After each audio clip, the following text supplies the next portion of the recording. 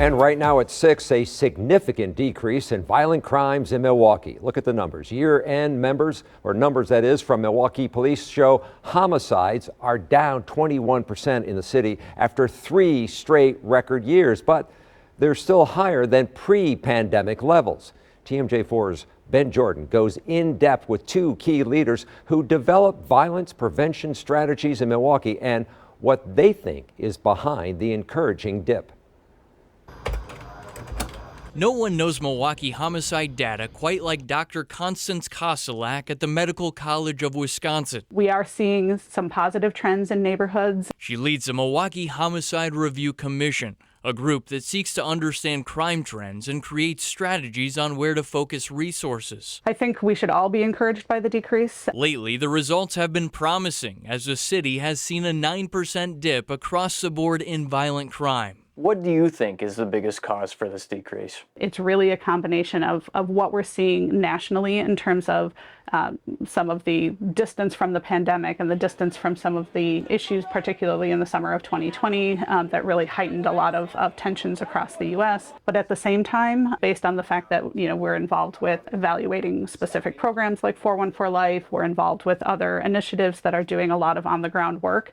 I really do think that part of it is the collaboration and the work that's happening together. It isn't just Milwaukee. Homicide rates are ticking down at historic levels nationwide, with a 13% decline in Chicago, 18% in Detroit, and a 21% drop in St. Louis. But Dr. Kostelac says just like every city, Milwaukee faces unique issues and challenges, particularly with guns. For the past 3 years, firearms were used in more than 90% of homicides, higher than the nationwide average. Additionally, the city saw a spike in young people being killed last year.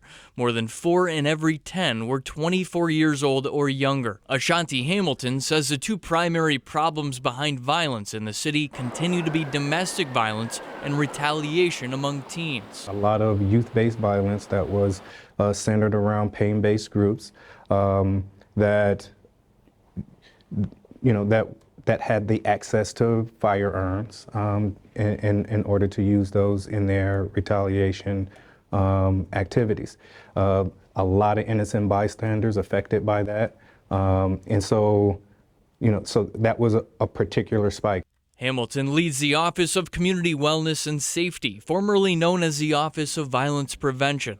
He says the city and county heavily rely on data and analysis from the Medical College of Wisconsin to learn which neighborhoods need the most services and the best programs to address specific needs. The Sherman Park neighborhood is considered a success story, going from 15 homicides here in 2022 down to 6 last year. Meanwhile, gun violence in Old North Milwaukee held steady. 46 people were shot each of the last 2 years. We do have a few higher incidents in areas like Old North Milwaukee.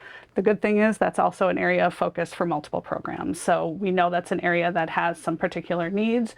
So there's also a concentration of efforts going in to address situations of retaliation, situations of gun violence. It's a focus area for 414 Life. The mayor and the police department plan to hold a news conference next week to dig into these numbers and talk about their strategies to further decrease crime in 2024. Reporting in Milwaukee, Ben Jordan, TMJ4 News.